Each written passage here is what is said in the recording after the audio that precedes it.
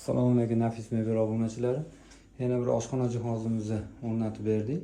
Bu ishimiz bu tarafi 292, burilganda 219 bo'ldi. Balandligi 2,5 metr bo'ldi. Uni ichlariga suv sho'kalari bilan, tepalariga polkalari bilan qilib berdik. Buni ham ichi polka bo'ldi. Ha, buni tagida katyonlisi bo'ldi. To'plik bo'ldi katyonlisi.